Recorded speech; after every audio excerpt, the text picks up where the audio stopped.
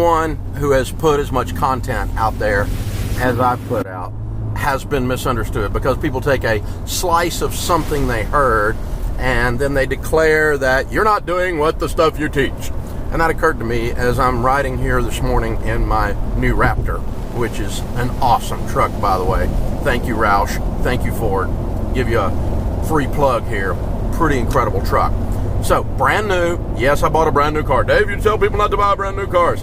Listen, I've got tens of millions of dollars. This car is a tiny percentage of my world. I'm not bragging. I'm telling you to live like no one else and drive like no one else, so later you can drive like no one else. Unless you have a net worth of over $1 million, you shouldn't buy a brand new car.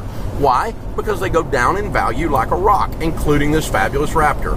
It lost $15,000 the first day I bought it, I'm sure. The question is, have you got enough wealth to absorb the blow and it not be noticeable? Like, you know, I got a friend of mine that's worth about $15 million. He bought a $400,000 car. He could drive that car off a cliff and it wouldn't change his finances zero, even if he had no insurance, okay? That's where you want to get to. I want you to live like no one else, so later you can live like no one else. I want you to drive like no one else, so later you can drive like no one else. A new car loses 60 to 70% of its value in the first 4 years you own it. So drive something that's a little more modest. All the millionaires, the people that get their first $1 million, $2 million net worth, that kind of a thing, they typically still, when they're at that age, at that point in their wealth, are driving older used cars, 2-year-old or older cars. That's what we find when we study the millionaires. So how do you get to be a millionaire?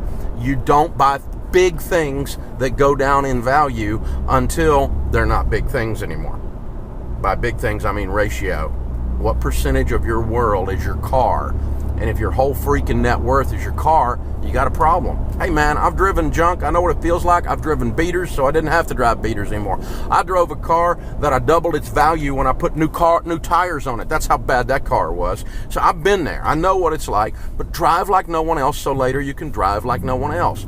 You've got to quit buying things that go down in value and then scratching your head and wondering why you're broke. The car payment is the thing that is bringing more people's finances down than anything else. Get out of the fleecing business.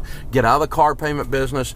Get out of the car business until the car is such a small percentage of your world that it doesn't matter. By that I mean a small percentage of your net worth mathematically. That's when you buy a new car. And it's okay to get one then, by the way. That's my clarification for the day.